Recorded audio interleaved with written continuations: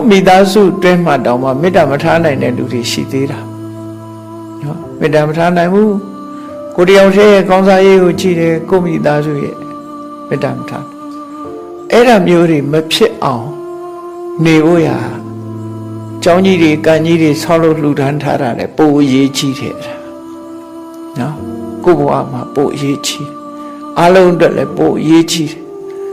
အကြီးအကျယ်လှူဒန်းထားတာတွေဘလို့ပဲလှုပ်အဲ့ဒီအခြေခံစိတ်ဓာတ်တွေမေတ္တာတရားတွေခေါင်းမနေပြီဆိုလို့ရှိရင်တော့ဒီပုဂ္ဂိုလ်ရဲ့စိတ်နှလုံးအေးချမ်းမှုသူနဲ့ပတ်သက်လာတဲ့ပုဂ္ဂိုလ်ရဲ့စိတ်နှလုံးအေးချမ်းမှုဆိုတာမရနိုင်ဘူးဒါကြောင့်မလို့အရေးကြီးတဲ့အချက်ကတော့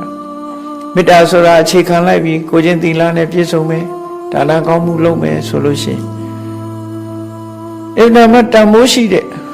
ဘဝတစ်ခုကိုမိမိဟာဖြတ်သန်းလာခြင်းပဲဖြစ်တယ်အာဟုသူတွေလည်းအလွန်နှဲသွားမယ်အဲ့ကြရတော့အပြင်အာဟုသူဖြစ်တယ်ဆိုတာကိုယ်နဲ့ပတ်သက်တဲ့ပုဂ္ဂိုလ်တွေပေါ်မှာမလိုမုန်းထားစိတ်တွေကြောင့်ဖြစ်ကြတာဟုတ်မလိုမုန်းထားစိတ်ဖြစ်သည့်အတွက်ကြောင့်မိသားစုချင်းချင်းတောင်မတက်နိုင်အောင်မလိုမုန်းထားစိတ်တွေဖြစ်မိသားစုထဲမှာချစ်ချစ်ခင်ခင်နေတယ်လို့ရက်ွက်ထဲမှာချစ်ချစ်ခင်ခင်နေမယ်နော်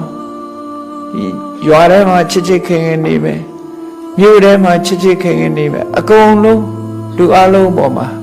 အမုန်းတရားကင်းစင်ပြီးတော့ချစ်ခင်စွာနေထိုင်ကြမယ်ဆိုလို့ရှိရင်